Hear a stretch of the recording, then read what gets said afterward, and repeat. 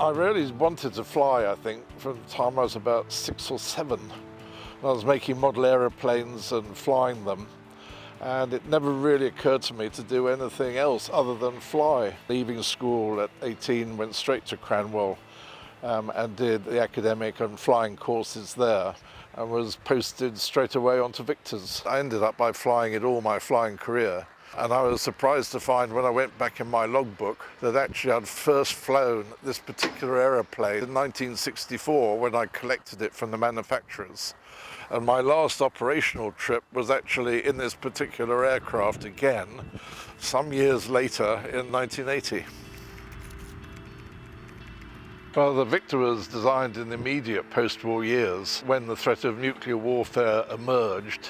They would need an aircraft that could fly higher than the bombers of their day and also go very, very much further. The aircraft started off carrying an updated version of first hydrogen bomb. Then the aircraft were converted into tankers, and they were still flying up to 1993. Well, I did get to fly her again, bearing in mind my last trip in her was in 1980. It was going to be just an ordinary fast taxi run for the benefit of the spectators here at Bruntingthorpe. We'd briefed only to go up to 100 knots, and then we would close the throttles and slow down and stop. We accelerated away, and at about 80 or 90 knots, I called for the co-pilot to close the throttles, but he actually froze. We just kept going, and so I called for the throttles to be closed again.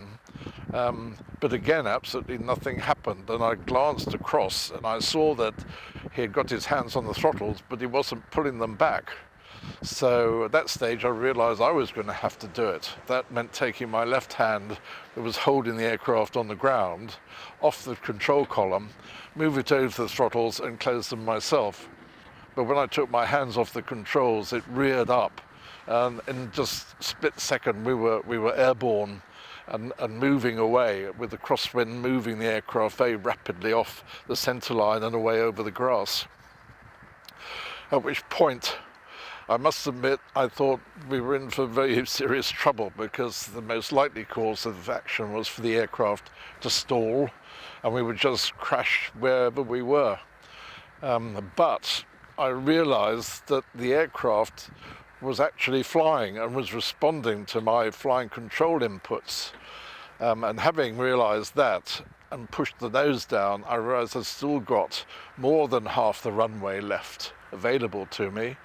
And with the nose down, I managed to point it back over the grass but towards the runway, and make a controlled landing. And I managed to get it back onto the tarmac of the runway.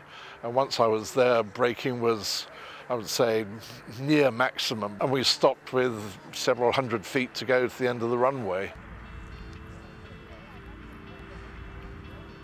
I could say I was petrified, but I really didn't have time to be.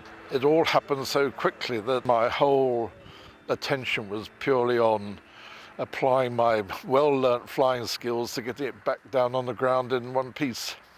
It wasn't until I saw the video that I realised it'd been to a height of about 100 feet, that it had only been airborne for 9, maybe 10 seconds. And I was stunned to see, the way the aircraft nosed up and leapt into the air and was swept immediately over the grass by the crosswind. And I was a long way off the centre line very, very quickly. In my mind, I knew I had to keep the speed up to avoid stalling. I probably pitched it a little bit too far down to start with, but it kept the speed up, and then it allowed me to do almost normal landing recovery and putting it down on the grass. But it all happened so quickly, and it was really pilot instinct more than anything else. I would love to go back to flying, and it's a bit of a joke now really to say I'm the last Victor pilot, but I can claim to be the last Victor pilot.